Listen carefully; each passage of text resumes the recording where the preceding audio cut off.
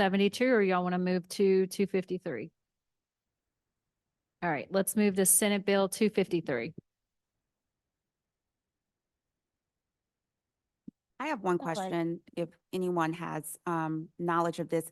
Is there any current legislation that that opposes this, that says that the assessments can be done in absence of parental consent? I read it and I was like, well, it doesn't that already exist? But maybe I'm missing something.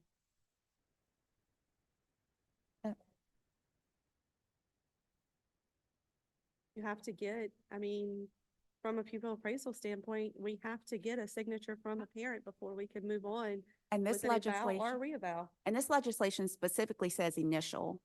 And so that's why I was a bit confused. We're actually in conversation with the author to get some clarity around this, because if it already exists, then kind of. Yeah, because I'm wondering if it's trying to address like reviews like IEPs instead of just evaluations. So once you have that initial IEP that's signed off on, you can have following or renewal IEPs that don't require a signature from a parent. So I'm wondering if that verbiage is what needs to be corrected, if that's what they're trying to address. Parental signature. And then I guess is it policy or is it law? So I don't think you have to get it for The law updates. Yeah. The law says yes for an initial. only, yeah. So that would fix this. If the intent was for all updates, then it would be a provision under the Well, I law. think what it's saying is it's if you're taking away something, so if you're decreasing their time or they no longer qualify for speech or OT and you're taking that out, then that That's IEP what is going to needs require permission. a signature. That's the way I understood it, but it's definitely going to have some verbiage changes and updates if that's what they're trying to relay. I do know there's a lengthy set of amendments that are going to be added to the bill that come from a couple of parents. I'm trying to find them and to see what they are because I've seen them, but I'm having trouble with my email. I have a question. Is this going to be taking away some of the power of the IEP team and giving the parent more decision? Like, is their part going to be heavier? Is that what this is changing? I didn't take Not that how I read it. from That's it. kind of, Yeah. that's kind of how I read it. That it's more dependent on the parent consent, not so much the IEP team. Can someone clarify that for me?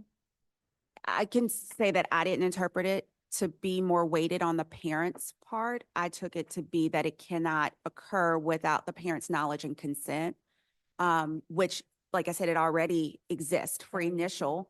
But if the intent was to do it to the point of reducing any services without parent consent, does not exist in law.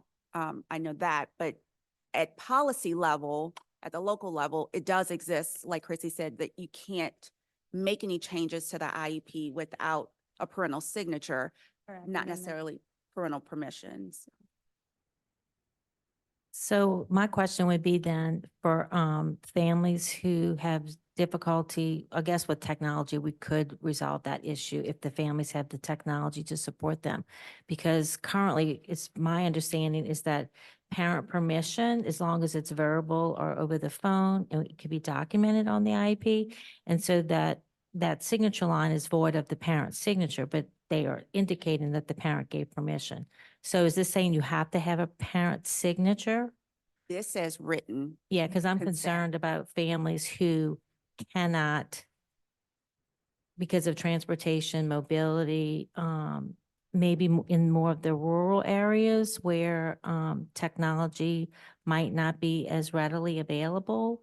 I mean, to me, permission is permission, but unless shouldn't- somebody disputes that. But shouldn't all school districts and maybe send a paper home with the child anyway? I mean, every school system that I've worked at, they'll send the papers home, the prior notice or whatever they need a signature on, even if it is initial. that paperwork goes home with the child. Even in some instances, like with us, because we deal with at SSD, we have the entire state. We tend to mail those, especially for our elementary students and things like that, our more unreliable students. We'll tend to mail it and let the parents know that it's in the mail and, follow up with us if you don't get it so we can make sure we get you a copy or whatnot. But then you have the issue of people who are, have no shelter or regular homes. They move around a lot, so they don't get the mail.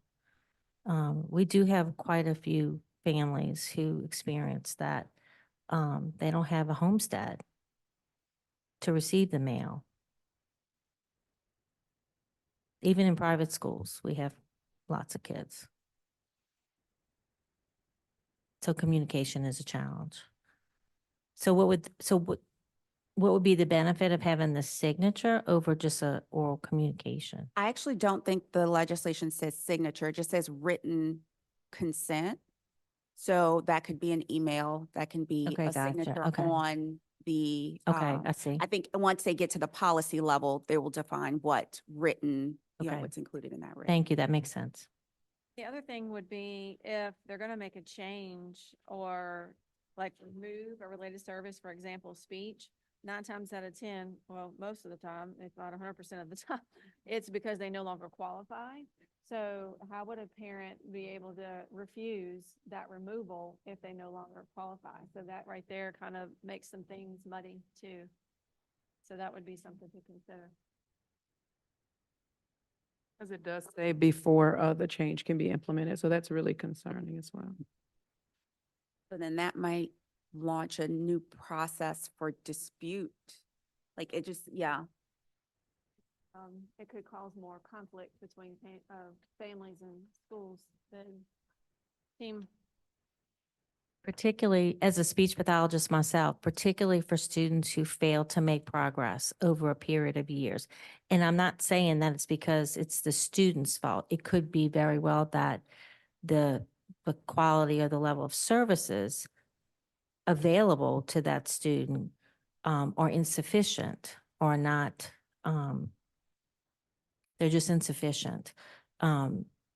So departments are expecting therapists to dismiss those kids from caseloads because you always have a waiting list of people who are going to take that child's place.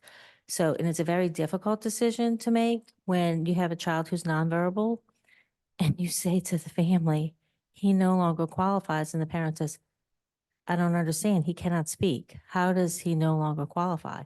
But the way the bulletin is written states that the bulletin is written in such a way to minimize the number of those kids that we're requiring service, that we provide services to.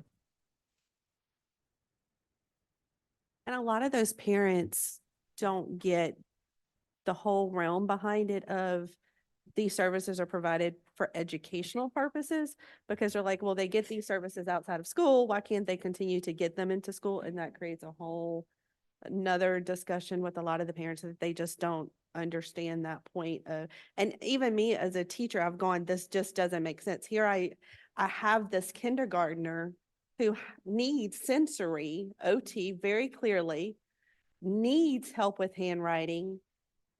And I, even as a teacher, get told she doesn't qualify for educational purposes based upon the bulletin. Okay. So maybe that language needs to be looked at in Bulletin 1508. And I know why they do it. At least I feel like I know why they do it.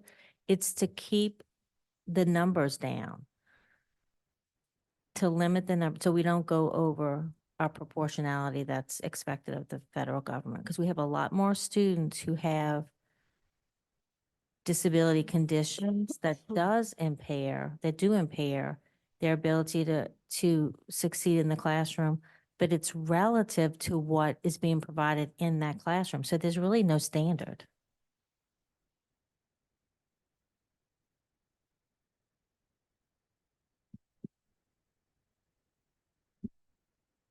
Okay, any other comments on 253?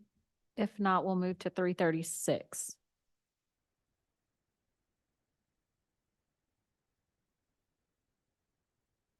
So just for clarity, last year's legislation that did pass